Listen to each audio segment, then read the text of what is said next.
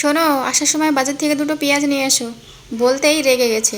কেন, পেঁয়াজ কি হবে? রান্নাঘরে এক গাদা পেঁয়াজ আছে। কোথায় এক গাদা পেঁয়াজ আছে?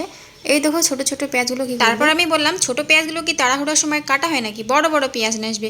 তারপর ভাবলাম তাই তো, এই বেবি পেঁয়াজগুলো দিয়ে কি করা যায়, চলো কিছু একটা বানিয়ে। প্রথমেই তেল দিয়ে পেঁয়াজগুলোকে ভেজে নিলাম, তারপরে একটা মশলা রেডি করে নিলাম। দেখো, এবার তেলের উপর দিয়ে দিয়েছি জিরে আর গরম মশলা ফোড়ন। তারপরে মশলাটা বেটে নিয়েছি, মশলাটা দিয়ে দিলাম। নুন হলুদ দিয়ে ভালো করে কষিয়ে নিয়ে পেঁয়াজগুলোকে দিয়ে দেবো, ভাজা পেঁয়াজগুলোকে দিয়ে দেবো। যতক্ষণ এই ভাজা পেঁয়াজগুলো কষা হচ্ছে, এখানে আমি আরেকটা মশলা রেডি করে নেব। তার জন্য 2 চামচ টক দই দিয়ে দিলাম। এখানে দিব জিরে গুঁড়ো, ধনে গুঁড়ো আর দেবো লঙ্কার গুঁড়ো। ভালো করে মিক্স করে নেব। দেখো, পেঁয়াজগুলো ভালো করে কষে, তারপরে মশলাটা দিয়ে দিয়েছি। এবার সামান্য একটু জল দিয়ে আবারও পেঁয়াজগুলো কষে নেব। তারপরে দেখো, এখানে ঢাকা দিয়ে কষে নিচ্ছি। এবার আবারও জল দিয়ে দেবো। তারপরে এখানে 10 থেকে 15 মিনিট একদম লো ফ্লেমে রান্না করে, তাহলে আমাদের বেবি পেঁয়াজের রেসিপি রেডি। বেবি পেঁয়াজগুলো নষ্ট হলো না আর খাওয়া হয়ে গেল।